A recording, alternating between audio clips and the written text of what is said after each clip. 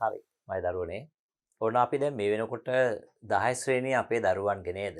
දැන් අද සාකච්ඡා කරන්නේ අවසාන කොටස් කිහිපේ තමයි ඔබට පාඩමේ තියෙන බැද්දේගම නවකතාව 10 ශ්‍රේණියේ 4 වෙනි පාඩම නේද? ඒ කියන්නේ 10 11 සාහිත්‍ය සංග්‍රහය. එතකොට අතිශයින්ම වටිනා කමින් යුත් සුවිශේෂී නවකතාවක් තමයි අපි මේ ඉගෙන ගන්න. ඒතකොට මේක අපි කතා කරගෙන යනවා. පාඩම කියා දුන්නා අවස්ථා සම්බන්ධ කතා කරා ඊළඟට දැන් කතා කරන්න හදන්නේ ඔබට තියෙන නුහුරු වචන. ඔබට ලිහිල් බසින් ලියන එක එන්න පුළුවන් නේද? නුහුරු වචන කියන එක. අන්නේ නුහුරු වචන ක්‍රමානුකූලව සාකච්ඡා කරන්න යන්නේ ඊළඟට ඒකෙන් පස්සේ අපි සාකච්ඡා කරනවා නුහුරු වචන ඉවර කරලා ਵਿਚාර ටික. පැහැදිලිද? හරි. එහෙනම් මගේ දරුවනේ අපි පාඩමට යන් බැද්දේගම නුහුරු වචනවල අරුත් පැහැදිලි කිරීම. අසුබ නිමිති, අවතාර අඩිකෝඩ, සැහැසි වූ, ඝනව වැඩි, වරාපඳුරු, මානාපඳුරු, පතොක්, සවිය මැඩලන්නට, වරිච්චි කෝටු, දලු. දැන් ඔබ දන්නවා අසුබ නිමිත්තක් නේද? ඒ කියන්නේ නරකක් සිදුවේයි කියන ආරංචියක්. නරක ආරංචියක් කියලා අපි කෙටියෙන් කියනවා. මොන ආරංචියක්ද?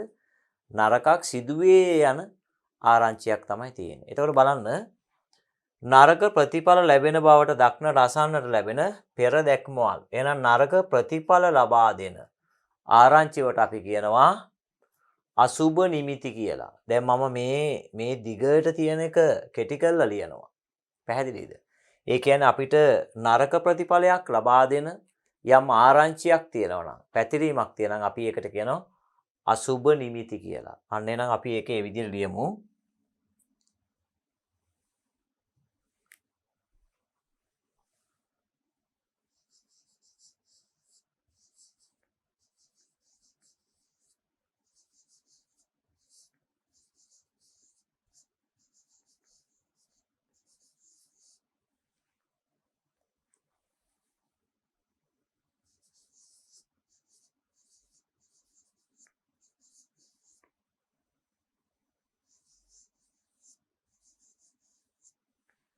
ලැබෙන බව.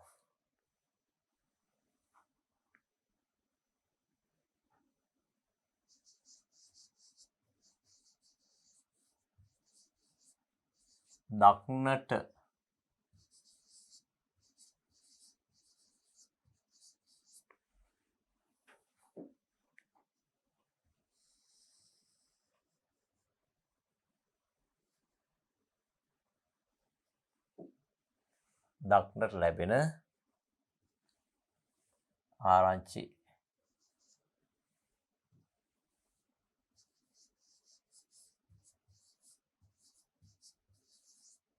මම කෙටියෙන් ලිව්වා.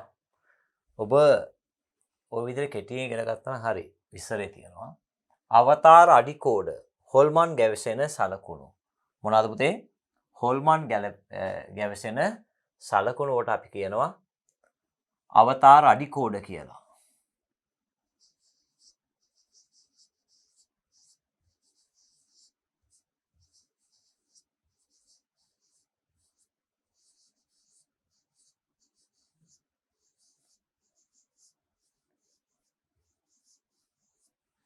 හොල්මන් ගැවසෙන සලකුණු.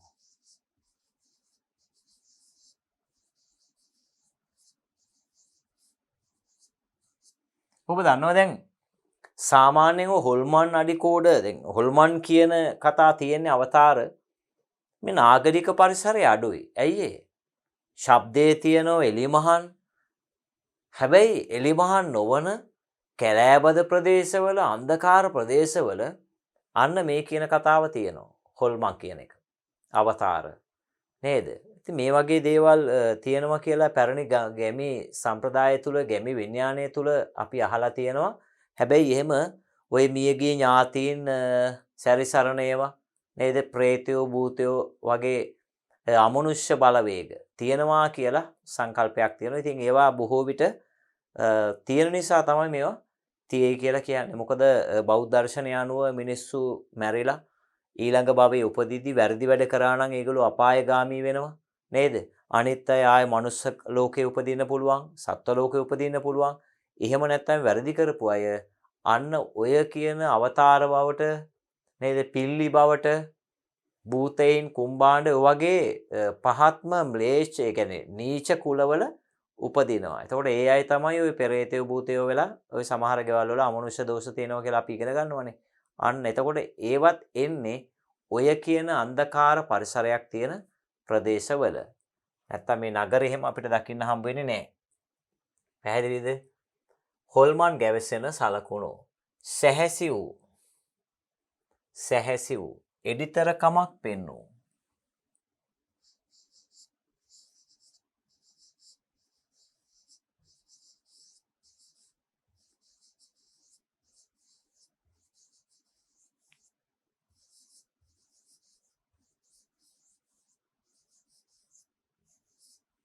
එඩිතරකමක් පෙන්වූ. ඊළඟට ඝනව වැඩි සෑම තැනක්ම වැසී යනසේ වැවි. දැන් දන්නවා ඝන කැලෑවක් කියලා අපි කියනවා. ඝන කැලාවක් කියලා කියන්නේ ගස් කොළන් වලින් ගහන වුණු පරිසරයක්. නේද? අස්සක් මුල්ලක් නැර ගස් කොළන් වැටිලා තියෙනවා අපි කියනවා ඝන කැලෑවක් කියලා. අන්න එහෙනම් ඝනව වැඩි කියලා කියන්නේ ඒකයි. මොකද්ද? සෑම තැනක්ම වැසී යනසේ වැවි තියෙනවා.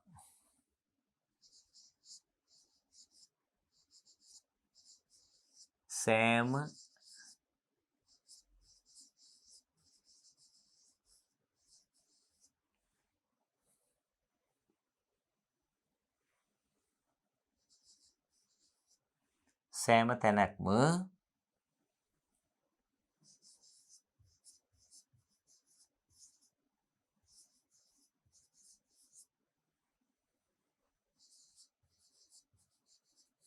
වැසී යනසේ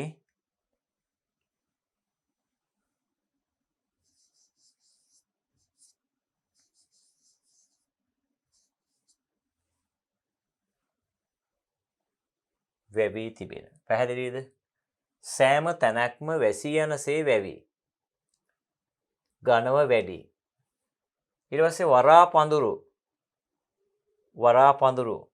වරා පඳුරු කියලා කියන්නේ පුතේ වියලි කලාපවල වැවෙන පඳුරු විශේෂයක්. පැහැදිලිද?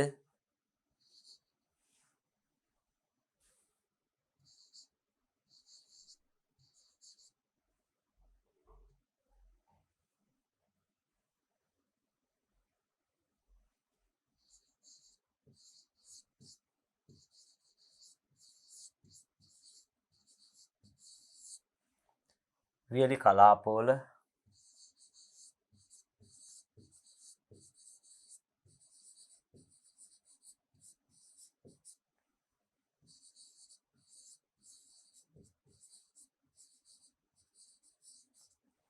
ඊළඟට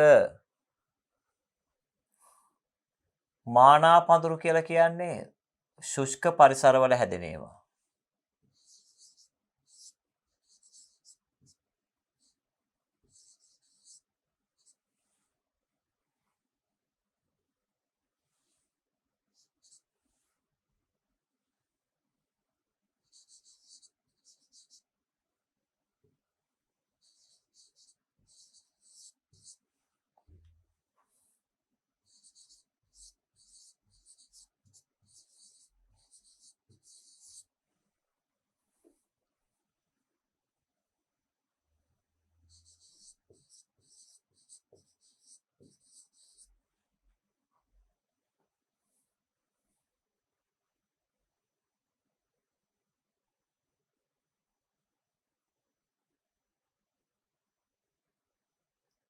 ඊළඟට පතොක්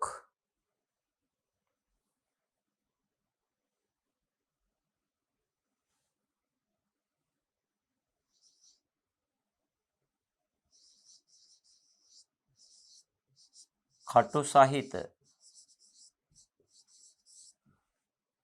සහිත ශාක විශේෂයක්.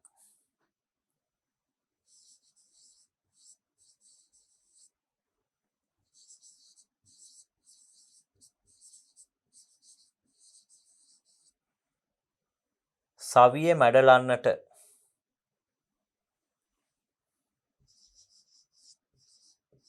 දරා ගැනීමේ ශක්තිය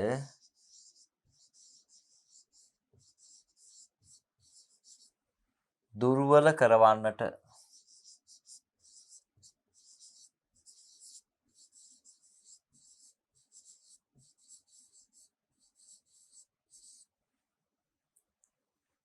හරිද? වරිච්චි කෝටු. දැන් ඔබ දන්නවා දැන් වරිච්චි කෝටු කියලා කියන්නේ දැන් අපි නිවසක් ගත්තාම වරිච්චි බිත්ති මැටි ගහලානේ හදන්නේ. දැන් මේ වගේ වුණ මම ඔබට පෙන්නන්නම් පැහැදිලි කරලා.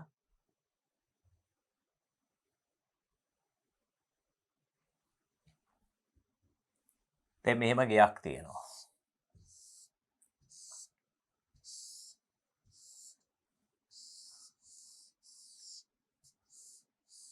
මේ ගේනේ. දැන් එතකොට මේ බිත්තිය තියෙනවා. මේ බිත්තියනේ. දැන් ඔන්න ඔහම ජනෙල් තියෙනවා. මේ හරියෙන් උළුවස්ස තියෙනවා. එතකොට මෙන්න මේ බිත්තිය තුල මෙහෙම ලී ගැට ගහනවා මේ විදියට ලී. ওই විදියට ගැට ගහලා මේක ඇතුලේ දානවා ලී මෙහෙම. මේක ඇතුලේ ලී දානවා. මේ පැත්තෙන් ආයි ගැට ගහනවා එහා පැත්තෙන් එකක් ගැට ගහනවා. ඔහොමම ගැට ගහනවා. ඔන්න ඕක තමයි වරිච්චි. එතන මෙන්න මේ ඇතුලට දාන ලීය තමයි වරිච්චි කෝටු කියලා කියන්නේ. මේ බිත්තියට මෙහෙම පල්ලෙහාට දානවා මේ විදියට. ඔන්න ඔහොම. මේ විදියට. එතන මේක දාලා ඉවරලා මොකද කරන්නේ? පුවප්පටි වලින් මෙහෙම ගැට ගහනවා. එහා පැත්තෙන් ඔහොම මේ පැත්තේ එකක් ගැට ගහනවා. මේ පැත්තෙන් ගැට ගහනවා. මේ පැත්තෙන් ගැට ගහනවා. මේ පැත්තෙන් ගැට ගහනවා. මේ පැත්තෙන් ගැට ගහනවා. දැන් බලන්නකෝ. ওই විදියට ගැට ගහලා මෙහෙම ගැට ගහලා මේක ඇතුළට ගල් දාලා මැටි ගහනවා. මැටි ගහනවා මේවට. මේ විදියට. හරිද? දැන් මේ මඩ ගහනවා මේ විදියට. මැටි හොඳට පාගලා අනලා ගහනවා. තනිකර මැටි තියෙන. මේකට අපි කියනවා වරිච්චි බිත්ති කියලා. ඒතර වරිච්චි බිත්තිය තුල මෙන්න මෙහෙම දැන් මේ ලීපටි දෙකට මැදට දාන මෙන්න මෙහෙම ලීයක්. පැහැදිලිද? අන්න මේකට තමයි කියන්නේ වරිච්චි කෝටු කියලා කියන්නේ. වරිච්චි බිත්ති වල මැදට දාන කෝටු. හරිද? ඔන්න ඔබට පැහැදිලි වෙයි ඒක එතකොට. මොකද මේවා හැමතැනම නැහැනේ මේවා. වරිච්චි බිත්ති නෑ හැමතැනම. ඒ නිසා ඒක ඔබ පොඩ්ඩක් ලියද්දි බලන්න. මැටි වලින් සකසා ගන්නා බිත්ති වල මේ මැටි රඳවා තබන්නට හරස් අතට බඳින ලී කෝටු. වරිච්චි කෝටු. පැහැදිලිද? එතකොට දැන් මෙතෙන්දී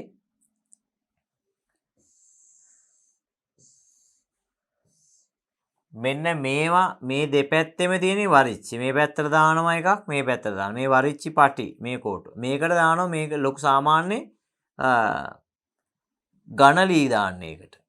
මේ මැදට දාන්නේ ටිකක් හයිය ලී ටිකක් දාන්නේ මෙහෙම. ඒතර මේක ගැට ගහන්නේ අන්න මේ ගැට ගහන පටිය තමයි මේ වරිච්චි කෝටුවක් විදිහට අපි ගන්න ගැට ගහන පටිය. හැබැයි මේකත් වරිච්චි බිත්ති වලට දාන මේක ලී. මේක ලීයක්. අන්න පැහැදිලි. එතකොට මෙන්න මේ හරහට දෙපැත්තෙන් වැදෙනවා මේ විදියට පටි දෙකක්. මේ තියෙන වරිච්චි පටි මේක වරිච්චි කෝටු කියනවා පටි කියනවා. මේක දාන්නේ ලීයක්. මේකට සමහරලාට උණ ලී දානවා. උණ ගස් කපලා දානවා. මොනවා හරි අතු ටිකක් කෝටු වගේ ටිකක් ඝනකම තියෙනේම තමයි බිත්තියට දාන්නේ. මොකද මේ බිත්තිය හයි වෙන්නේ.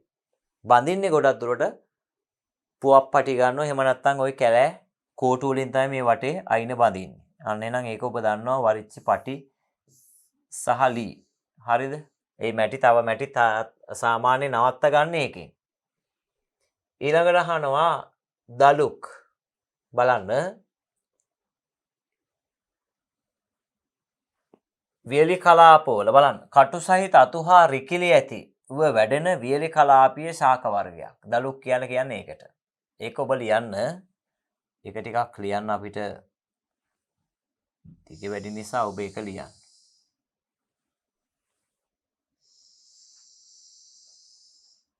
මේ දෙක ඔබ ලියන්න ඕන. අන්න එන ඔබට පැහැදිලි බලන්න.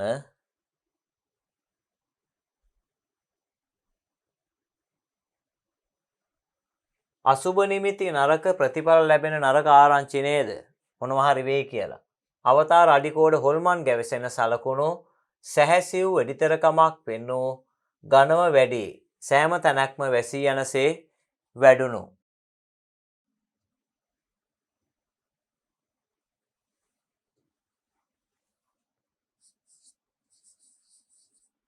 හරිද? ඊට පස්සේ වරා පඳුරු වියලි කලාපවල වැවෙන පඳුරු විශේෂයක් මානා පඳුරු ශුෂ්ක වියලි ප්‍රදේශවල වැවෙන වැඩෙන පඳුරු විශේෂයක්.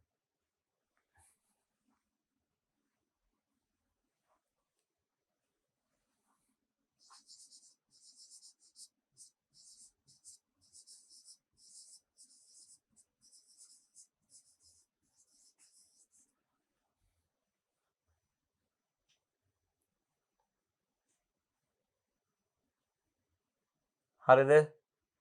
පතොක් වර්ග කියලා කියන්නේ කටු සහිත ශාක විශේෂයක්. ඔබ දන්නවා ඒවා මේ ඝනකම තියෙනවා, වතුර රඳවා ගන්න තියෙන්නේ, ධාරේ තියෙනවා කටු. මේ වගේ. දැන් මෙන්න මෙහෙම කොලේ තියෙනකොට මේ කොලේ ඔහම කටු තියෙනවා.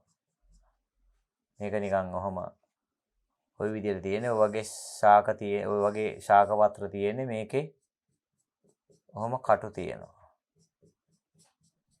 මේ විදිහට. මේ හැදෙනුත් ඔහම කටු තියෙනවා. හතර පැත්තකින් දාර හතරක් තියෙනවා. ඒ දාර හතරේම කටු තියෙනවා.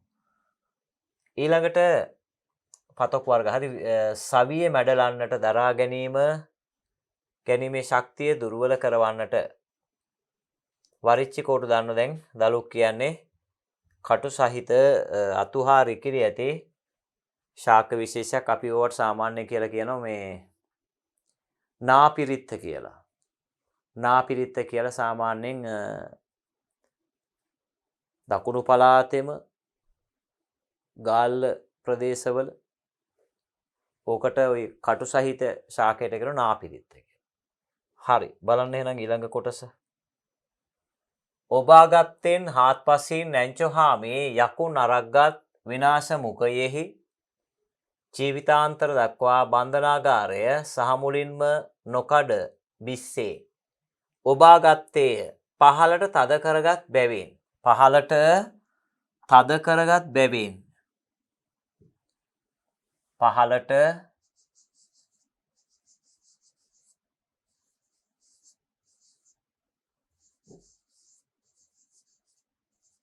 තද කර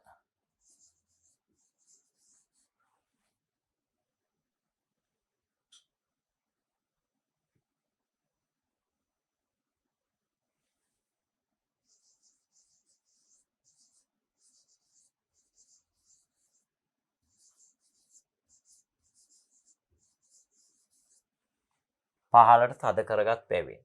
හාත්පසින් හැම පැත්තෙන්ම.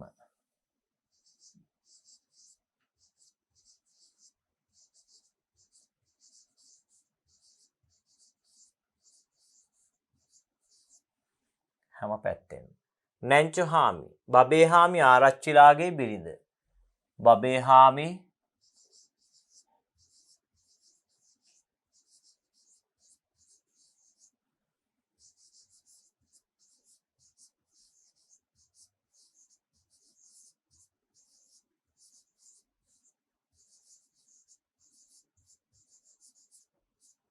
ඔබ දන්නවා දැන් බැද්දේගම නවකතාව තුල ප්‍රධාන චරිත අතරේ බබේහාමි ආරච්චිලා. එතකොට මේ බැද්දේගම තියෙන ප්‍රධාන වලව්ව නේද?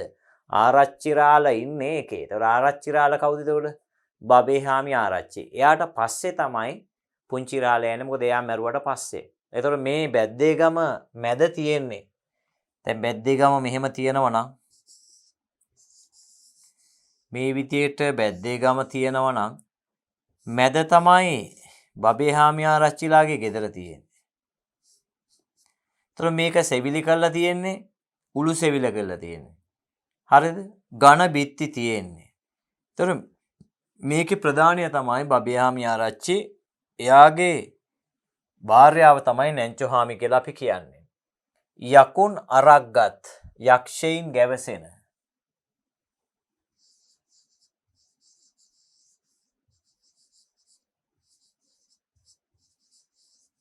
යක්ෂයින් ගැවසෙන.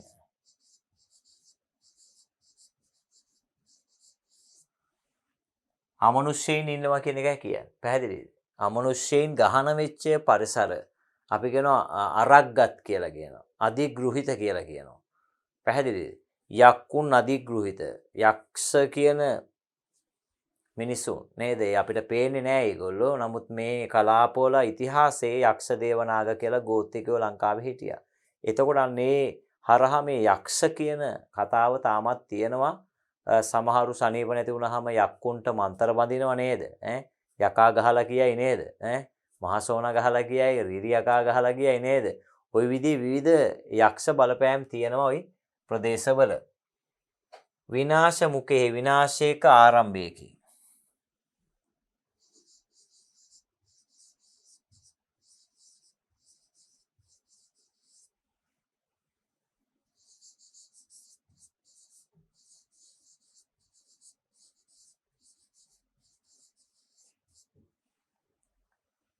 ජීවිතාන්තර දක්වා මැරෙන තෙක් මැරෙන තුරු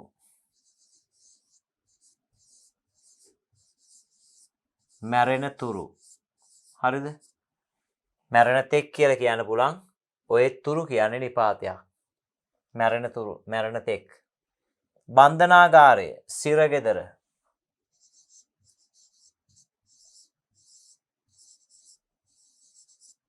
කියන්නේ ජීවිතාන්තය දක්වා හිරිය දාන. ජීවිතාන්තය දක්වා ජීවිතේ අන්ත ජීවිතේ ඉවර වෙනකම්. ඉවර කියන්නේ මැරෙනවනේ. මැරෙනකම් ඒකේ ඉන්නවා. පූර්ව අකුසල්ම කරන්න වෙනවා. මැරෙනකම් ඕකේ ඉන්න නේද? එහෙනම් ඔබට කියද්දෙන මොකද්ද? ඒ වගේ වැරදි කරන්න හොඳ නැහැ. ජීවිතාන්තය දක්වා මැරෙන වැරදි වැඩ කරන්න හොඳ නැහැ. සහ මුලින්ම සම්පූර්ණයෙන්ම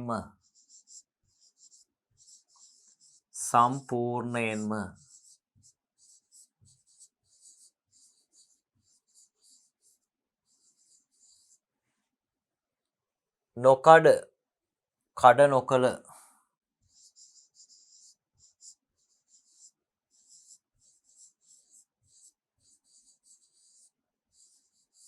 කඩ නොකළ බිස්සේ අටුවේ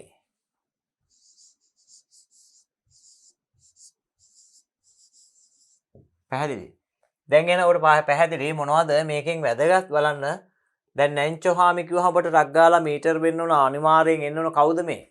බබේහාමි ආරච්චිලාගේ භාර්යාව නේද? නැන්චෝහාමි තමයි අවසානයේ මොකද වෙන්නේ? ඔහු යනවා කොටුකට නේද?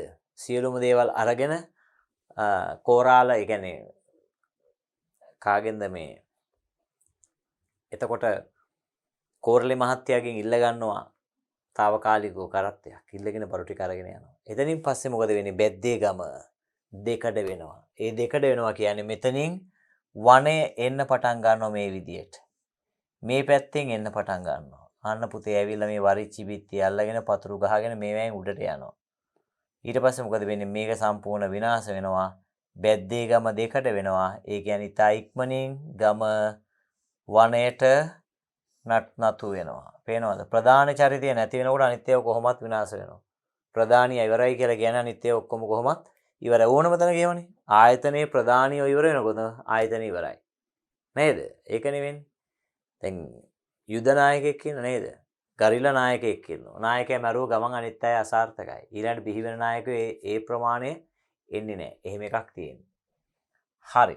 ඊළඟට ඔබ දන්නවා අටුව නේද? අපි වී ගබඩා කරන්න හදලා තියෙනවා බිස්සක්. වී බිස්ස අටුව නේද? අටුව පිරෙන්න තියා ගන්නවා. ඊළඟ කන්නේට. ඒතොර මේ ගම්වල මිනිස්සුන්ගේ ප්‍රධාන ජීවනෝපාය කුෂ්කර්මාන්තය. හේන් ගොවිතැන සහ කුඹුරු ගොවිතැන. ඒතොර මේ අස්සුණු අටුකොටු මොකද කරන්නේ? මේ අස්සුණු පුරවල තියන්නේ වී බිස්සේ. අටුව කියලා අපි කියනවා. පැහැදිලිද? ඒකෙන් තමයි සුරක්ෂිතව තියන්නේ වේල්ල කරලා ඔක්කොම කරලා ලස්සනට තියා ගන්නවා. හරි. ඔන්න එහෙනම් පැහැදිලි. ඔබාගත්තෙන් පහළට තද කරගත් බැවින් හාත්පසින් හැම පැත්තෙන්ම නැන්චෝහාමි බබේහාමි ආරච්චිලාගේ බිනිද යකුන් අරක්ගත් යක්ෂයින් ගැවසෙන විනාශ මුඛයේ විනාශයක ආරම්භයේකේ ජීවිතාන්තර දක්වා මැරෙන තුරු බන්ධනාගාරයේ හිරගෙදර සාමුලින්ම සම්පූර්ණයෙන්ම නොකඩ කඩ නොකළ බිස්සේ අටුවේ. පැහැදිලිද? හරි. බලන්න එහෙනම් ඊළඟ කොටස. අහුරු මුවෙක් වෙලා අනුදාවි දෙදරුම් කෑවේ භාග වෙලාවට මුලාදෑනින්ට වැඩියමත් හයි හත්තිය කරුමෙට ගං ඉවුරේ අලියට. හරිද? බලන්න එහෙනම් අහුරු මේ අහුරක් කියලා කියන්නේ මේ ගන්න පුළුවන් ප්‍රමාණයක් අහුරක්. පැහැදිලි? මෙහෙම කළා අත්ලට ගන්න පුළුවන් ප්‍රමාණයකට අපි කියනවා අහුරක් කියලා. හරිද? අත්ලටගෙන මිට මොලවාගත හැකි ප්‍රමාණය. මේ අතට අරගෙන මෙහෙම කළා අහුරක් කියලා මෙහෙම කළා මේ අහුරක්. වී අහුරක් මේ අතට ගන්න පුළුවන්. අල්ලට ගන්න පුළුවන් ප්‍රමාණය. මෙහෙම කළා මිටි කළා ගන්න පුළුවන් නම් ඒකට කියනවා අහුරක් කියලා. දැන් අපි අර ගොයන් කපනකොට ගොයන් කපාගත්ත කොටසක් තියෙන මෙහෙම අතර ගන්න පුළුවන්. ඒකට අපි කියන උප්පිට කියලා. ඒකට උප්පිට කියලා කියනවා. අතර ගන්න පුළුවන් කරල් මිට. ඒතර මෙතන මේ අහුර. අහුර කියන්නේ අතර ගන්න පුළුවන් ප්‍රමාණය.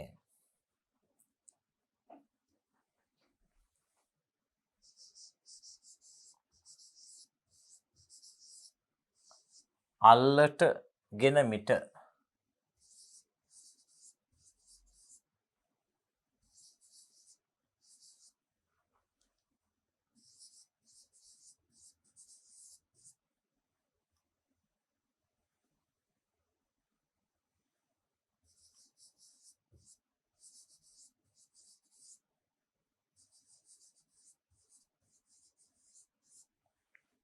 ගත හැකි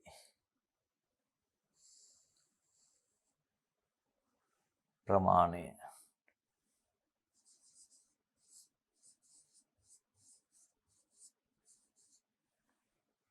අල්ලටගෙන මිට මොලවා ගත හැකි ප්‍රමාණය. මුවෙක් වෙලා අහිංසක යෙක් බවට පත් වෙලා. ඒ කියන්නේ ඔබ දන්නවා මුවා කියලා කියන්නේ අහිංසක සතෙක්නේ. නේද? කොටියාගේ පැටවා මුවෙක් වෙලා. කොටියා නපුරොයි. හැබැයි පැටියා මුවෙක්. මුවා කියලා කියන්නේ මේ පරිසරයේ ඉන්න අහිංසකම සතා. එහෙනම් අහිංසකම සතා මුවා නම් අන්න මේ මුවෙක් වෙලා කියලා කියන්නේ අහිංසකයි. පැහැදිලි අහිංසකයෙක් වෙලා. අහිංසකයෙක් බවට පත් වෙලා.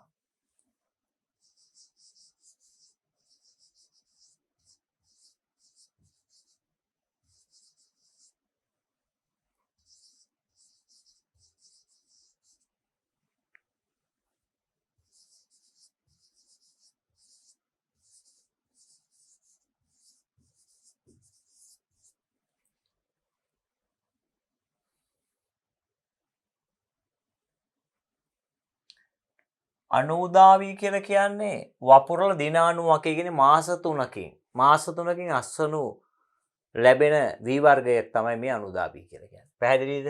අපි ඒක කෙටි කරලා ලියමු 90ක් ගතවන විට අස්වනු නෙලා ගැනීමට හැකි කෙටි කාලීන වී වර්ගයක්. ඒ කියන්නේ අපි ඕක ලියා ගන්නව කොහොමද?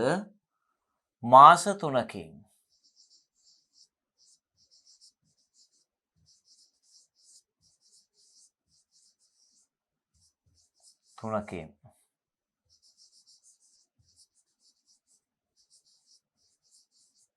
අස්වනු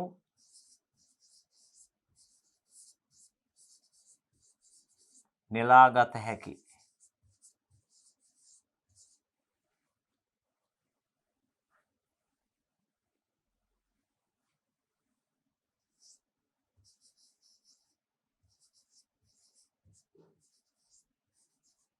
වී වර්ගය. දෙදරුම් කෑවේය. කැඩී බිදී විනාශ වී යන්නට පටන් ගන්නවා.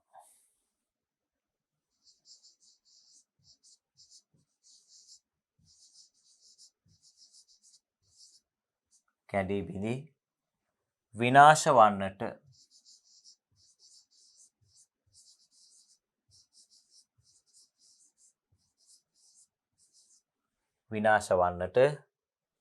පටන් ගත්තේය.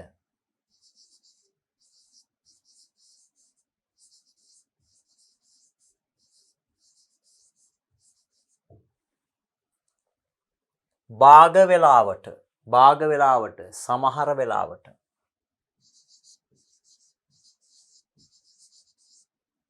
සමහර සමහර වෙලාවට මුලාදෑනින්ට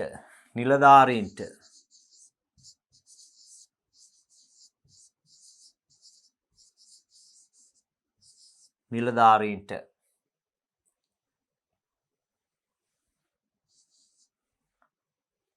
වැඩියමක් බොහෝ විට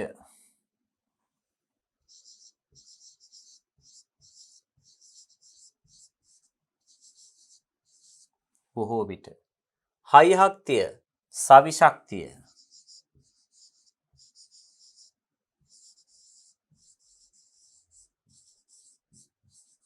නේද? ඔය සමහරලාට සමහර දෙමව්පිය කියන මට දැන් නම් හයිහක්තිය නෑ කියලා නේ.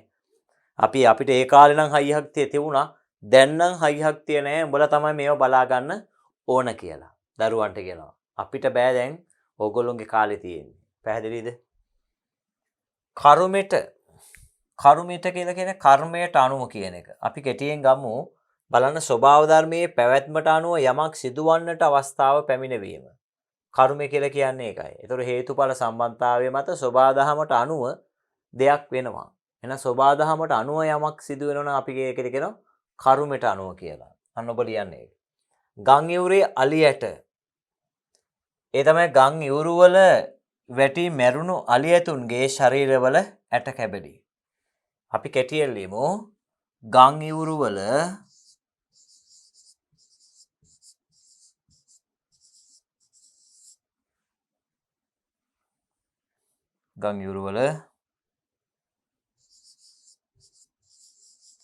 වැටි තිබෙන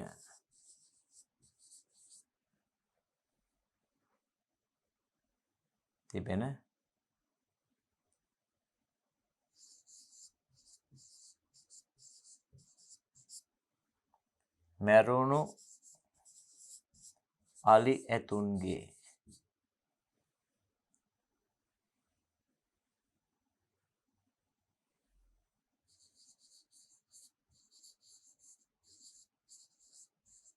අලි ඇතුන්ගේ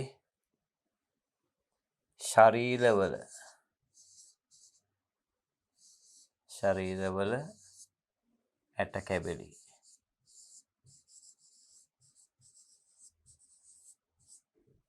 හරිද? අල්ලටගෙන මිටමුලවා ගත හැකි ප්‍රමාණය. මුවෙක් වෙලා අපි කතා කරලා මුවෙක් කියන අහිංසක සතෙක් බවට පත් වෙලා. ඒ කියන්නේ අහිංසක සතෙක් තමයි මුවා. එතකොට පුංචි මැනිකා අහිංසකයි. ඔබ දන්නනේ සාන්ත ගතිය ඇති, යටහත් පහත් ඇති නේද? බොහොම අහිංසක චරිතයක් තමයි පුංචි මැනිකා කියලා කියන්නේ. ඒ නිසා ඇයට සමාන කරනවා මුවැත්තියක් කියලා. පුංචි රාළ කියන්නේ නේද? පුංචි මැනිකා හරියට මුවැත්තියක් වගේ. මුවැත්තිය කියලා කියන්නේ මුව පැටියෙක් වගේ නේද? ඒතර මේ මුව පැටව් කියලා කියන්නේ පරිසරයේ ඉන්න අතිශයින්ම අහිංසක සත්ව විශේෂයක්. හාවා මුවා පැහැදිලි. ඒගොල්ලෝ හරීම සංවේදී බොහොම පරිස්සමට තමයි පාසටහන් තියන්නේ. ඇයි ඒගොල්ලෝගේ අරමුණ ආහාර සොයා ගැනීම සහ ආරක්ෂාව. ඔබ දන්නවා දැන් මුවෙක් අහු වුණොත් කොටියෙකුට නේද? ඒ වගේ සතුන්ට අහු වුණාම ඒ සත්තු බොහොම පණ පිටින්ම ඉරාගෙන කනවා. ඒගොල්ලෝ මහා කේදනීය තත්ත්වයකටපත් වෙනවා. ඒ නිසා ඒගොල්ලෝ හරි බයයි. ඒ නිසා තමයි පාසටහන තියන්නේ. ඒ හින්දා ඒගොල්ලෝට අපි කියනවා හරිම අහිංසක සත්තු කියලා. කාටවත් කරදරයක් නොකරන නිසා තමයි අපි අහිංසක කියලා කියන්නේ.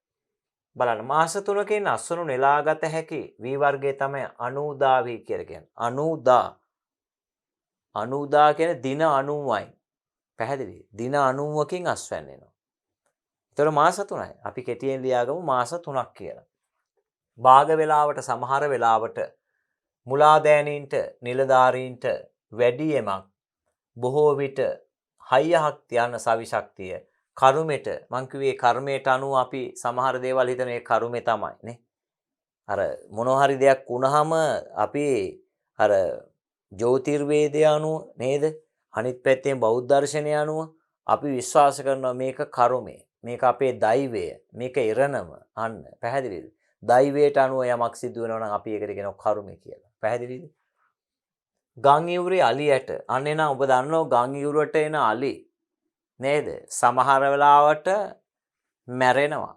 මැරුණාම ඒගොල්ලොන්ගේ අස්ථි ඔක්කොම අතන තියනවා. දිරන්නේ නැහැ ලේසියෙන්. හරි? ඒ නිසා අන්නේ මැරුණු අලි ඇතුන්ගේ ඇට සැකිලි, ඇට කෑලි තියෙනවා.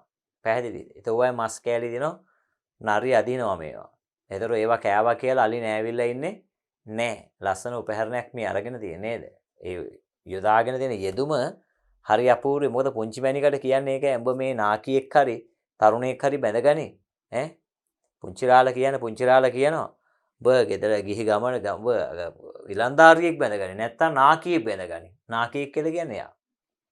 ඒතර ඒක යා පැහැදිලි කරන්නේ ගම් යුරේ අලියට නරින් කෑවා කියලා අලින් නාන්න නැතුව ඉනවද කියලා අහනවා. පැහැදිලිද? අන්න ඒකයි. හරි. බලන්න එහෙනම්. නරිය අදිනවා. ඔය තියෙන්නේ.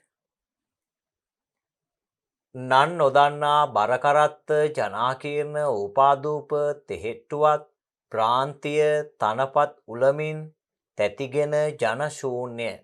දැන් මේවයින් ඔබ මේවා අනිවාර්යයෙන්ම මතක තියාගන්න ඕන. මොකද මේ ලිහිල් බසිල් ලියන පාට එන්න පුළුවන්නේ. ලිහිල් බසිල් ලියන පාටවල මේ අමාරු වචන අහනවා. දැන් උදාහරණයක් මෙන්න මේ පද ගත්තොත් එහෙම.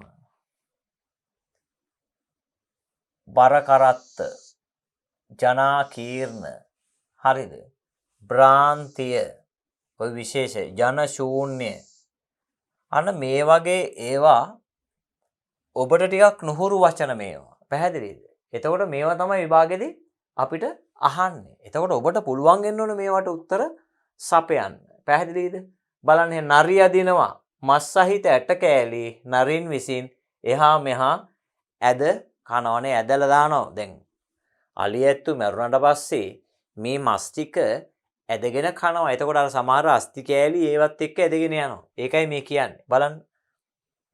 මස් සහිත ඇට කෑලි නරින් විසින් එහා මෙහා ඇද ඇද ඒවායේ මස් කෑමට ගන්නා බව. ඉතින් දැන් මේක ඔබ ලියා ගන්න ඕන. පැහැදිලිද? ඇයි? දැන් මේ නරිය අදිනවා කියන එකේ තේරුම තමයි අර අස්ති කැබලි වල මස් තියෙනවා. ඒ එහාට මෙහාට පෙරලා මේ මස් කෑලි ටික කනවා. නරියෝ ඒක ඒ කාර්යයේ යෙදෙන එක තමයි මේ කියන්නේ. අදිනවා කියලා කියන්නේ මේ අස්ති වල තියෙන මස් කෑලි ටික පෙරලා කනවා මේගොල්ලෝ. හරිද? නන් නොදන්නා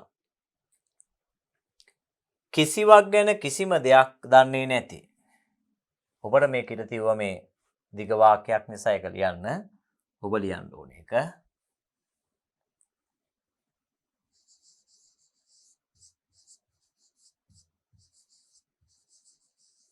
කිසිවක් ගැන කිසිම දෙයක් දන්නේ නැති.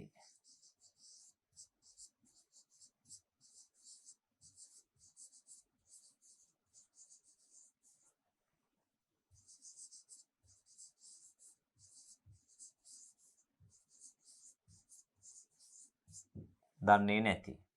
බරකරත්ත බඩු පටවාගෙන යා හැකි. ඒ කියන්නේ ගොනුන් දෙදෙනෙකු බඳින කරත්ත.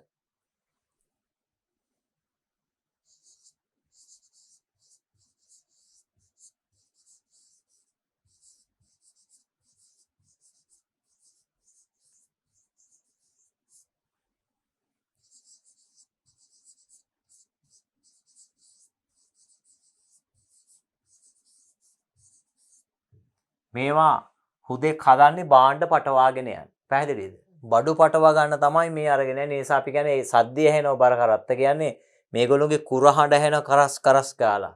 හරිද? ඒ නිසා අපි අරගෙන බරකරත්ත කියලා. ජනාකීර්ණ මිනිසුන් බොහෝ සෙයින් වාසය කරන.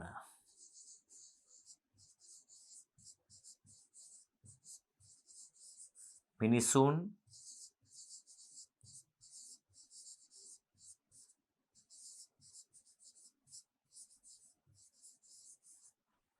වාසය කරන.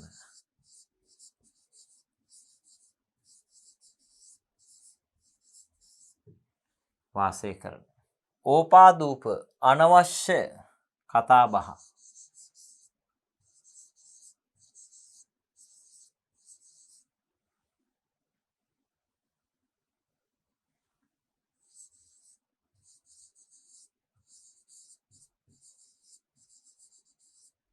ඒ කියන්නේ අපි අනුන් ගැන හොයනවනේ කතා කරනවනේ එක එක තොරතුරු හොයනවා නම් අපි කියන ඕපදූප හොයන්න එපා. අනවශ්‍ය කතා බහ එපා.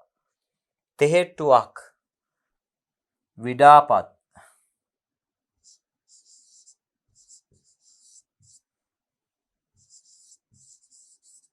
එහෙම නැත්නම් මහන්සියක්.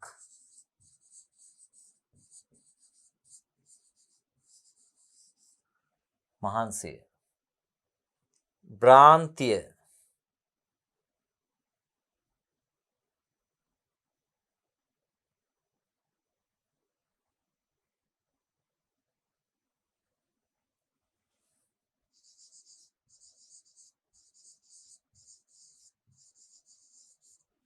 පදනමක් නැති වැරදි දැනීම හා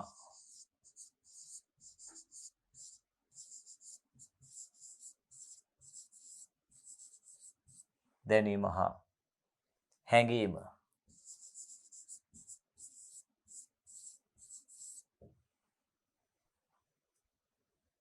තනපත් උලමින් තනකොළ උලා කමින්.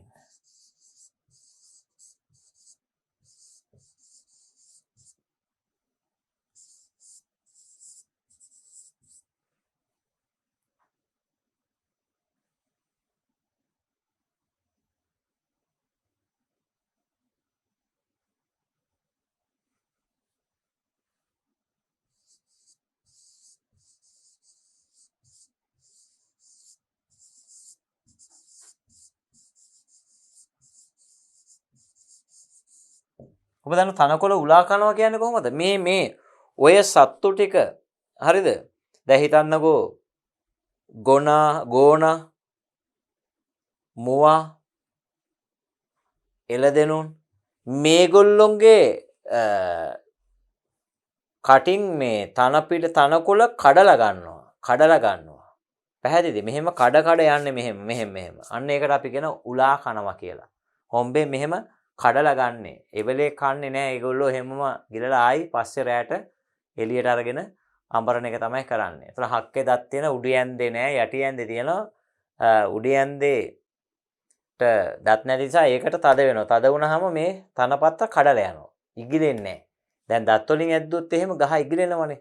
අර දෙක එකතු වුණාම මේව කඩලා යනවා. අන්න ඒකට අපි කියන උලා කනවා කියලා. තැතිගෙන බියටපත් වී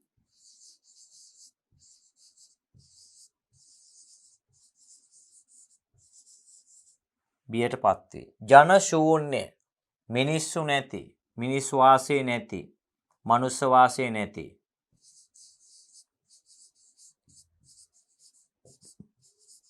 මිනිසුන් නැති.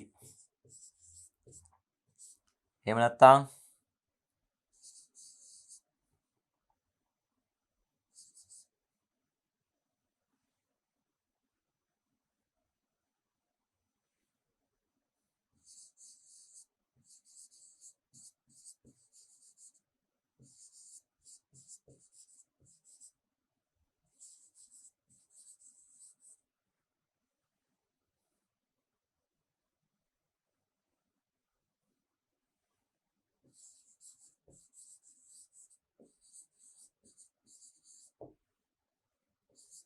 හරි. අන්න නම් පැහැදිලි ඔබට. නරිය අදිනවා ඔබ දන්නවා. එහෙනම් අර අලි ඇතුන්ගේ මල සිරුරු වල තියෙන මස් කැබලි ඇට නේද? ඇද එහාට මෙහාට අදිමින් ආහාර ගන්නවා. ඒක දිග විස්තරයක් ලියන්න ඕන. නන් නොදන්නා කිසිවක් ගැන කිසිම දෙයක් දන්නේ නැති. බර කරත්ත ගොනුන් දෙදෙනෙකු බඳින කරත්තේ කියන්නේ භාණ්ඩ පටවාගෙන යාම සඳහා සකසපු කරත්තවට අපි කියනවා බර කරත්ත කියලා. ඒතකොට මේ කරත්තේ තියෙන යටිනුත් තියෙනවා බඩු පටවගෙන යනවා. ඒතකොට මේකේ සද්දේ වැඩි. ඕපදූප ජනාකීර්ණ මිනිසුන් බොහෝ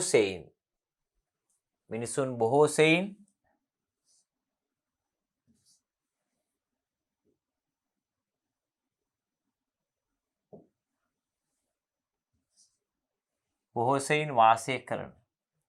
ඕපදූප අනවශ්‍ය කතාබහ, තෙහෙට්ටුවක්, විඩාවත්, මහන්සියක්.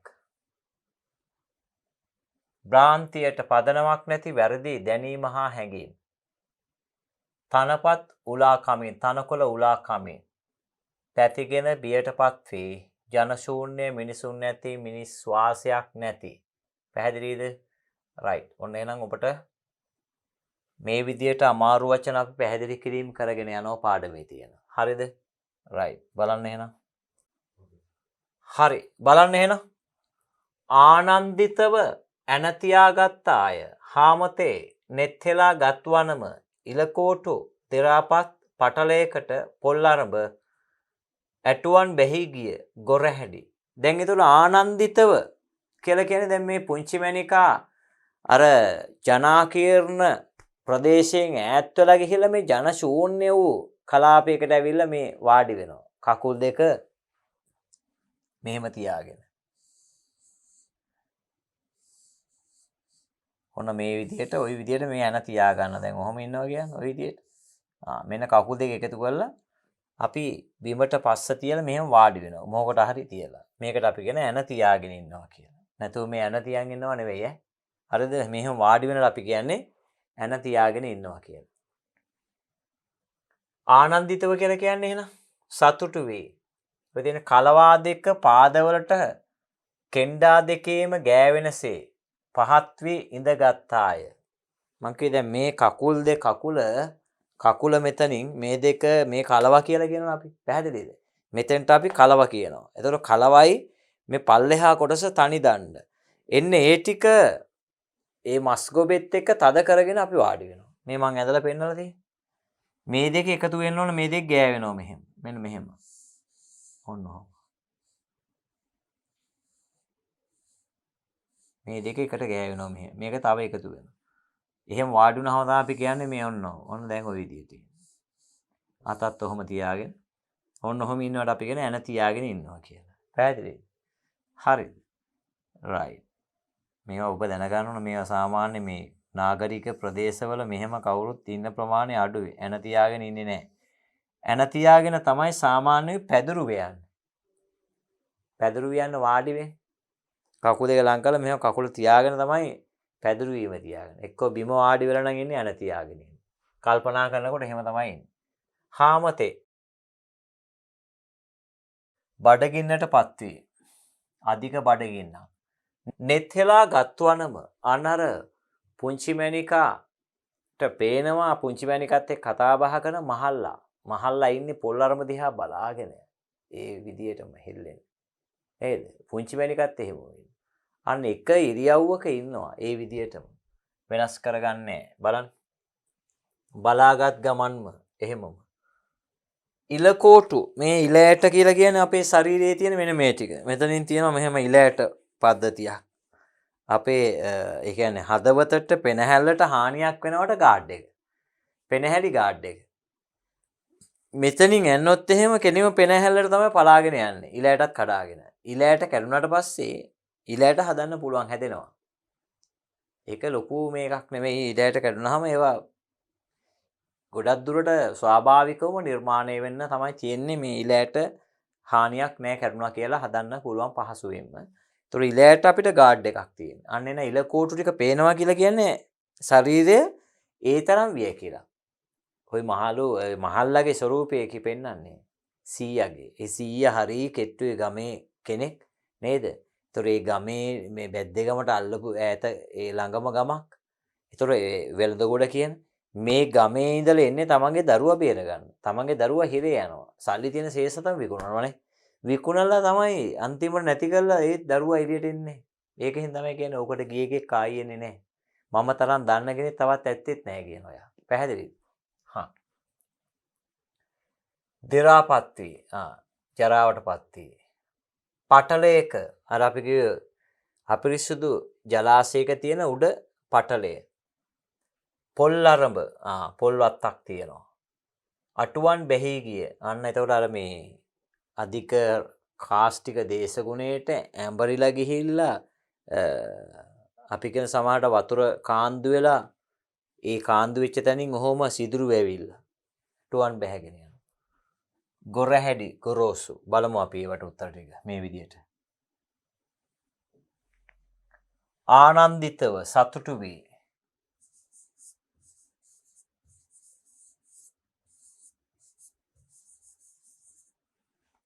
ඇන තියාගත්තම කලවාදික පාදවල කෙන්ඩා දෙකේම ගෑවෙනසේ පහත් වී ඉඳ ගත්තාය. මම පුතාලා ඒක ලියන්න ඕන. හාමතේ අධිකසේ බඩගින්නට පත් වී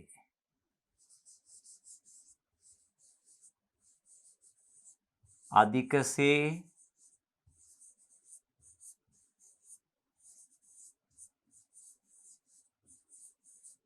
බඩගින්නට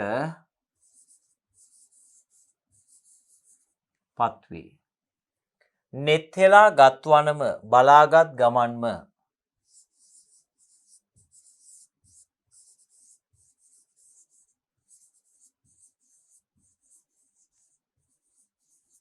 බලාගත් ගමන්ම ඉලකෝටු පපුවේ ඇට සැකිල්ල මේ ටික.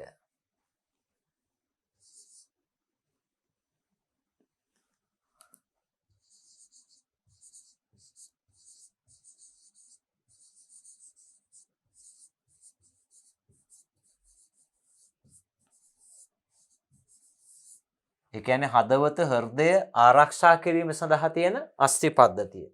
මේ දෙපැත්තේ. පැහැදිලිද?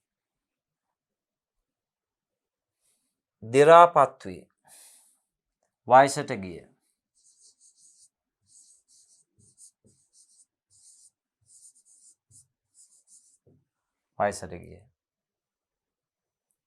පටලයට තුනී සිවියට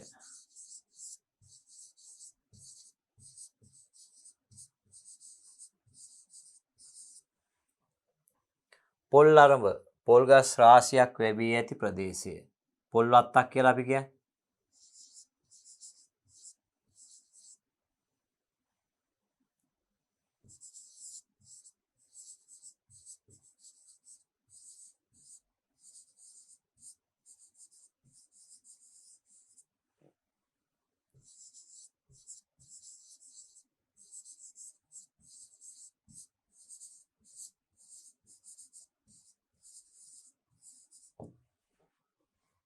පොල් අරඹ පොල් ගස් රාශියක් වැවී ඇති ප්‍රදේශය. ඒ කියන්නේ පොල් වත්තක්. ඇටුවන් බැහී ගිය. බොහෝ සෙයින් වයස්ගතව පරණ වූ.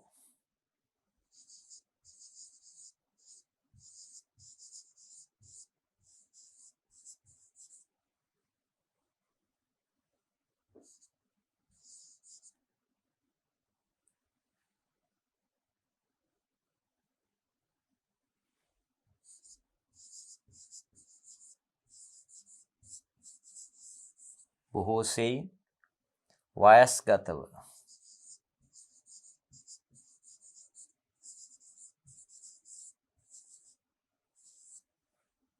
පරණ වූ.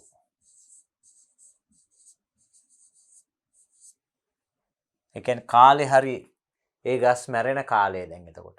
කාස් ටිකත් ඒක රොත්තු දෙලා ඒ එක්කම එකත් එක දිරලා වතුර වැටිලා කාන්දු වෙලා සිදුරු හැදිලා කුණ බැහැලා පැහැදිලිද? අන්න එතකොට මොකද වෙන්නේ? ඒ ගස් ඇඹරිලා ගිහිල්ලා තියෙන්නේ. ඒවට අපි කියන ඇටුවන් බැහැලා කියන. ගොරහැඩි ගොරෝසු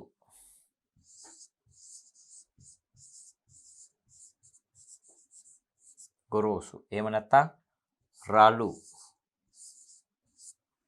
හරි. රයිට්. බලන්න එහෙනම්. ආනන්දිතව සතුටු වේ. ඇන තියා ගත්තාය. මං කිව්වේ දැන් කකුල් දෙක හරියටම මෙන්න මේ ඔය කලව දෙකයි තනි දණ්ඩයි එකට එකතු කෙන්ඩා එකයි. මේ දෙක එකට එකතු වෙන්න වාඩි වෙනවා. පැහැදිලිද? මෙහෙම. මේ දෙක එකතු වුණාම ඔන්නෝම මේම එකතු වෙනවා.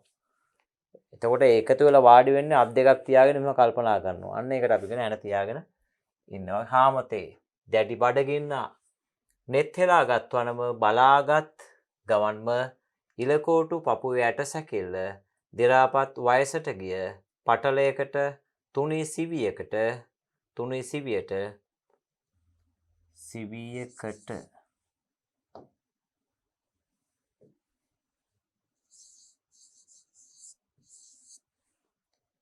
පොල් අරඹ පොල් ගස් රාශියක් වැවී ඇති ප්‍රදේශයේ පොල් වත්තක් ඇටුවන් බැහි කියන්නේ නම් ශාකයක අවසාන කාලය නේද?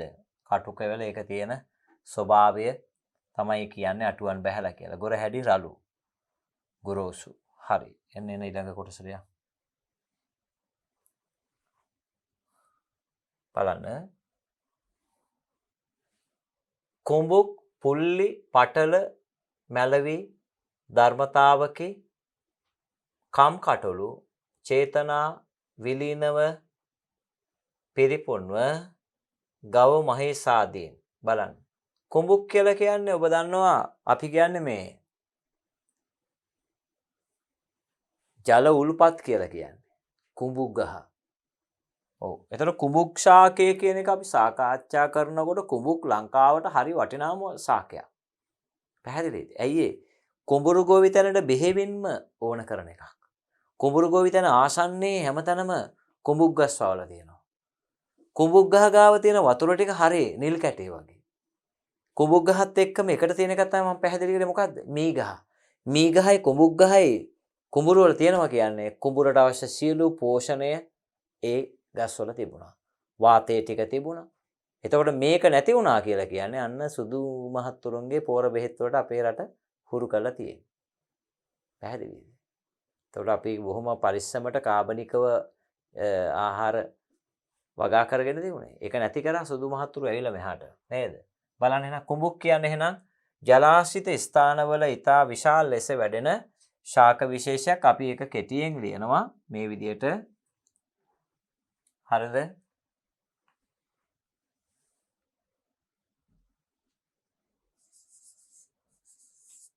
ජලසිරාව.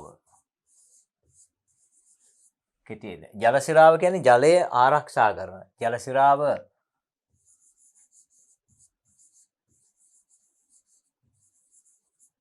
ආරක්ෂා කරන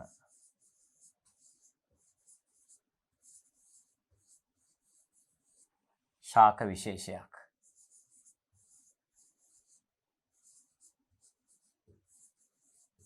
එතකොට මේක ජලාශිත ප්‍රදේශවල හොඳටම හැදෙනවා.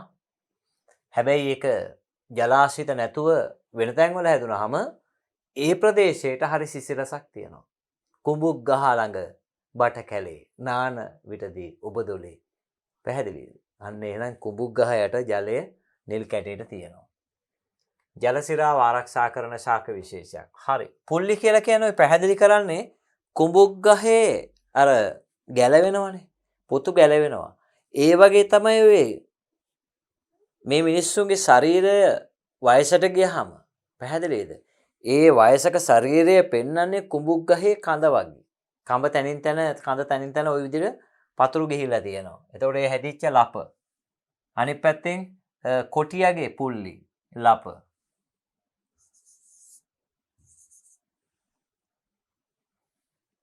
පටල ආවරණ.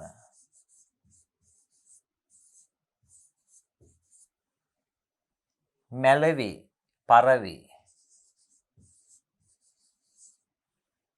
ධර්මතාවයකි.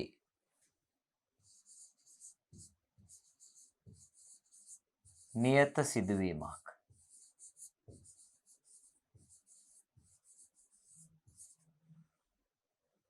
කම්කටොළු කරදර. කරදර බාධක. චේතනා සිතුවිලි.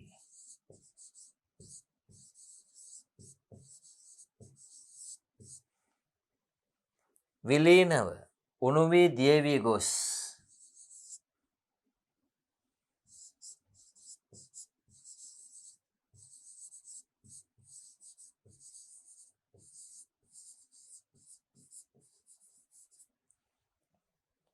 පිරිපුන්ව හොඳින් හැදී වැඩි මෝරා ගිය.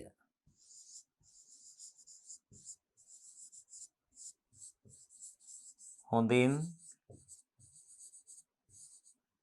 හැදී වැඩි මෝරා ගිය.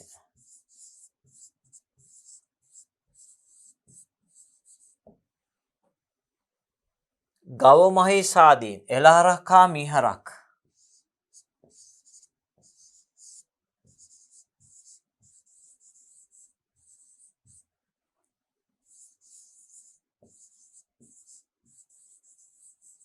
එළහරක් හා මීහරක්. පැහැදිලිද? එහෙනම් කුඹුක් ගස් කියන ඔබ දන්නවා ජලය උල්පත්ත කියලා අපි මේක හඳුන්වන්නේ. පැහැදිලිද? ජලාශිත ප්‍රදේශවල බොහෝ සෙයින් වැඩෙනවා. එතකොට ඒවා ආරක්ෂා වෙන්නේ ජල පෝෂක කලාප. විශේෂයෙන් දැන් වැව් තාවුළු වැවේ දෙපැත්තේ කුඹුක් ගස් තියෙන්නේ. ඇයි ඒ? වැවේ ජලසිරාව ආරක්ෂා කරන ජල පෝෂක කලාප ආරක්ෂා කරන ශාක විශේෂයක් තමයි මේ. පුල්ලි ලප, පටල ආවරණ, මැලවි පරවී ගිය ධර්මතාවයක නියත සිදුවීමකි. කම්කටොළු කරදර, චේතනා සිතිවිලි, මිලිනව උණු වී දිය වී ගොස්, පිරිපුන්ව හොඳින් හැදී වැඩි මෝරා ගිය ගව මහිසාදීන් එළහරක් කාමීහරක්. හරි බලන්න. හිස් බැල්මෙන් ඉරියව්ව කෙලින් කටින් හිට ගන්න බෑ කියලා අපි කියනු නේද? සන්ධ්‍යා සේයාවේ වාජන නොවිය විපත්ති තෙරපාගෙන බැද්දට පත්වේ පිළිසරණයක් හිර ඉඳලන්. right බලන්න එහෙනම් හිස් බැල්මෙන් කිසිදු අරමුණක් හෝ බලාපොරොත්තුවක් නැතිව ඔහේ නිකම් බලා සිටීමෙන්. පැහැදිලිද? කෙටියෙන් අපි කියනවනම් කිසිදු අරමුණක් නැතුව බලා සිටිනවට අපි කියනවා හිස් බැල්මක් කියලා කියනවා. හරිද? කෙටියෙන් අපි ලියාගෙන තියාගමු මේ විදිහට. කිසිදු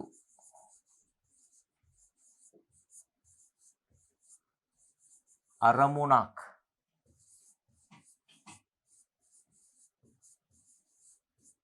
නොමැතිව බලා සිටීම.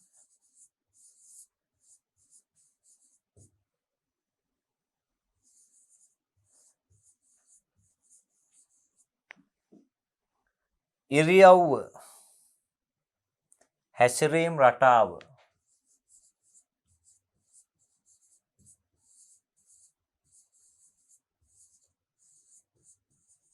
හැසිරීම් රටාව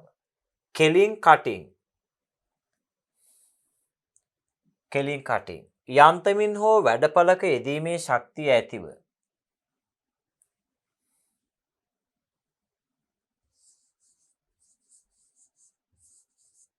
යන්තමින් කෙටිය ලියමු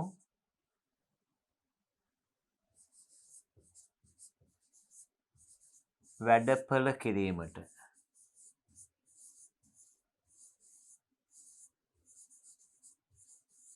ඇති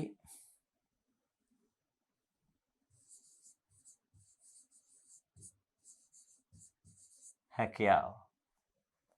සන්ධ්‍යා සේයාවෙන් ජීවිතයේ අන්තිම කොටසේ ජීවිතයේ අවසාන කාලය ජීවිතයේ පෙවිදෙලියමු අවසාන කාලය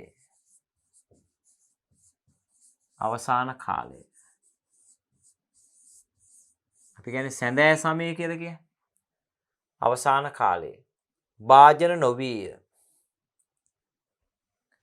අදාළ කරගත්තේ නැත.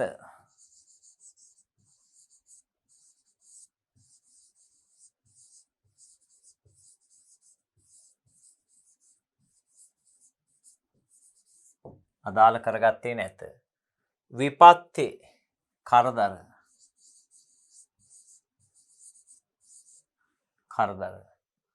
තෙරපාගෙන තල්ලු කරගෙන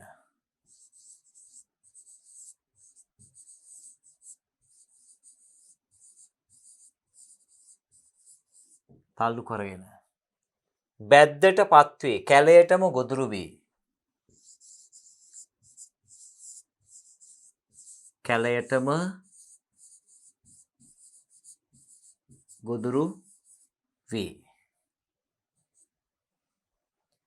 පිළිසරණයක් පිහිටක්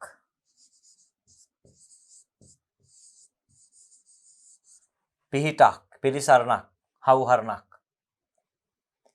හිර ඉඳලන් ආවාහ විවාහ කටයුතු කර ගැනීම. ආවාහ විවාහ කටයුතු කර ගැනීම.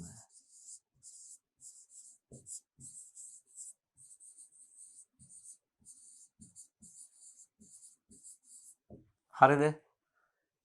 බලන්න එන හිස් බැල්මක් කිසිදු අරමුණක් නොමැතිව බලා ඉන්නවට අපි කියනවා න ලොකු විස්තරයක් තියෙනවා. ඔබට කෙටියෙන් තියෙන්නේ ඉරියව්ව හැසිරීම් රටාව කෙලින් කටින් හිට ගන්න පුළුවන් කියන යම් ප්‍රමාණයක් වැඩක් පළක් කරගන්න පුළුවන් ශක්තිය කෙලින් කටින් හිට ගන්න. සමහර වෙලාවට කෙලින් කටින් හිට ගන්නවත් බැරි තමන්ට බීගෙන එනවා කියලා. කෙලින් ඉන්නවත් බැරි විදියට. හොඳටම බීලා. සන්ධ්‍යා සේවා ජීවිතයේ අවසාන කාලයේ සැඳෑ සමයේ වාජනය අදාළ කරගත්තේ නැත. විපත්ති කරදර තෙරපාගෙන තල්ලු කරගෙන බැද්දට පත්වී කැලයටම ගොදුරු වේ පිළිසරණයක් පිහිටක් හිර ඉඳලන් ආවාහ විවාහ කටයුතු කර ගැනීම. ඔන්න දැන් ඔබට පැහැදිලි කිරීම කරලා පේනවනේ. පදයක් ගානේ අපි වැදගත්ම මේ පද ටික අපි සාකච්ඡා කරනවා. එතකොට ඔබට මේවා ඉගෙනීම තුල නේද? ඔබට මේ පාඩම හොඳට පැහැදිලි කරගන්න පුළුවන්. පැහැදිලිද? ඉතින් දරුවනේ මේ විදියට ඔබ සටහන හදාගන්න. CR පොතක් අරගෙන බැද්දේ ගම නවකතාව සර් දැන් පැහැදිලි කිරීම කරලා තියෙනවා ලස්සනට නේද? පාඩම පැහැදිලි කිරීම කරලා තියෙනවා. ඉදිරියේදී විචාර ටික තියෙනවා. අවස්ථා සම්බන්ධ තියෙනවා. මේවා පිළිවෙලට ලියා ගන්න. ලියාගෙන ඉවරුණාට පස්සේ ඔබට පුළුවන් මේකේ කිසි ගැටලුවක් නැතුව මේ පාඩමට උත්තර ලස්සනට ලියන්න. හරි. අපි එහෙනම් ඊළඟ කොටසට යමු. දැන් ඔබට මේකේ උත්තර ලියන්න පුළුවන්. ඔබ දැන් දන්නවා මම පැහැදිලි කිරීම කරගෙන යනවා බලන්න. මායියා වැඩිහිටි කාන්තාව ආරච්චි මායියා බබේහාමි ආරච්චිගේ බිරිඳ වගතුවක් දියුණුවක් කෝරළේ මහත්තයා කෝරළේ නමින් හැඳින්වුණු එක්තරා විශාල භූමි ප්‍රදේශයක් බාරව සිටින්න දිසාවේ යටතේ පවතින කුඩා ප්‍රදේශ කෝරළේ නම් විය. ඊට පස්සේ බොල් බැරැන්ඩි හරිය හැටි වචනය හෝ එහි අක්ෂර හෝ උච්චාරණ වූයේ නැති හැල් හොල්මනක් නැතු නිසල්මන්ව ටවුන් වල නගරවල ඔය අහට ඔය පැත්තට නිමාවකින් අතමිට තිබුණා මුදල් හදල් තිබුණා. හරිද? රයිට් බලන්න. මායියා වැඩිහිටි කාන්තාව. මම මේකේ වැදගත් ටික විතරයි ලියන්නේ.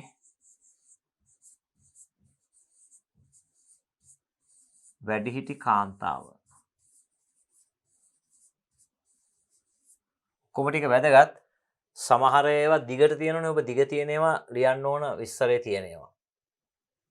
ආරච්චි මායියා බබේහාමි ආරච්චිලාගේ බිරිඳ.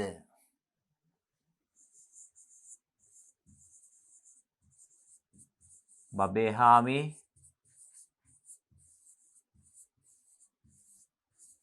ආරච්චිගේ බිරිඳ. වගතුවක්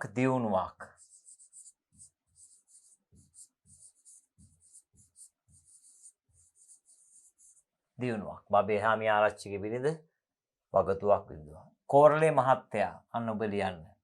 බොල් බැරැන්ඩි ඒකත් ඔබ ලියන්න ඕනේ. හැලහොල්මනක් නැති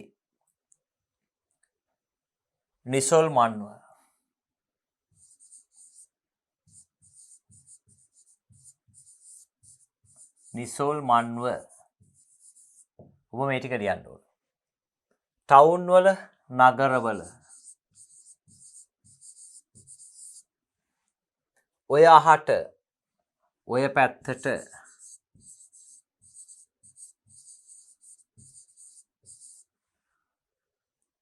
නිමාවකින්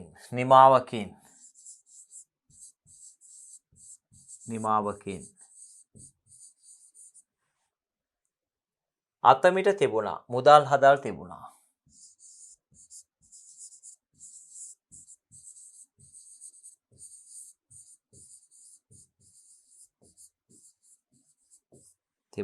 රයිට්. ඔන්න ඒ කොටසේ මේ කොටස් දෙක ඔබ ලියන්න.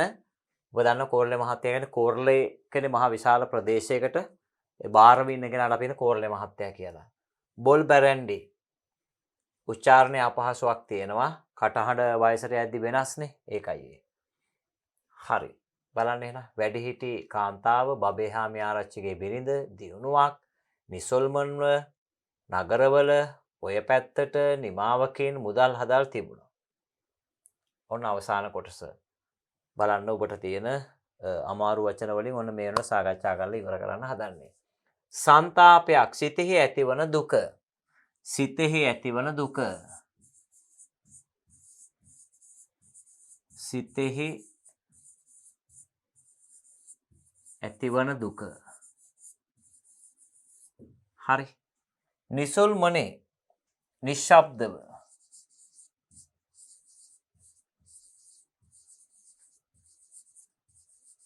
නිසල්මනේ නිශ්ශබ්දව ඇනවැද්දෝ ඇනගසා ඇති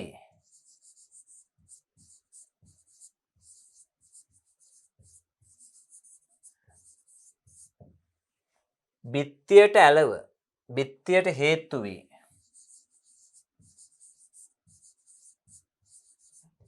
පිත්තියට හේතු වේ.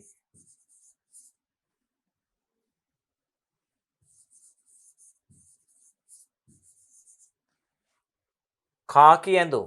ඔබ දන්නවනේ ඔය පොලිස් නිලධාරීන් අඳින ඇඳුම් නේද?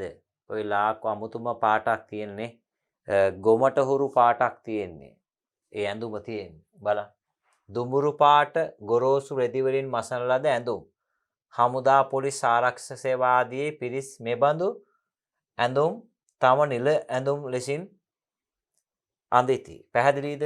අන්න එහෙනම් මේ ඔය දුඹුරු පාට ඇඳුම් තමයි මේ ඔය නිලාය අඳින්නේ දුඹුරු පැහැයට හුරු ඒවා නිකන් කොලත් මිස් එකක් තමයි තියෙන්නේ. හරිද? රයිට්. එතකොට ඔන්න එහෙනම් සිතෙහි ඇතිවන දුක නිශ්ශබ්දව එනගසා ඇති බිත්තියට හේතු වේ. ඔන්න දැන් කතා කරා. අමාරු වචන ඔබට තියෙන කොටස් ටික සාකච්ඡා කරා. දැන් ඔබට තියෙන මේ ටික හොඳින් ඉගෙන ගන්න. නේද? පද ටික කියව ගන්න. ඊළඟට අපි සාකච්ඡා කරනවා මේ පාඩමේ තියෙන විචාර ප්‍රශ්න ටික. රයිට්? තව ඒකේ අදාළ ප්‍රශ්න ටිකක් එක්ක සාකච්ඡා කරලා මේක ඉවර කරනවා. මම පුතාලා බෙද්දේ ගම. ඒතකොට ඕන ප්‍රශ්නයකින් උත්තර ලියන්න පුළුවන්. පැහැදිලිද? ඔන්න එහෙනම් මේ කොටස මෙතනින් මම හමාර කරනවා.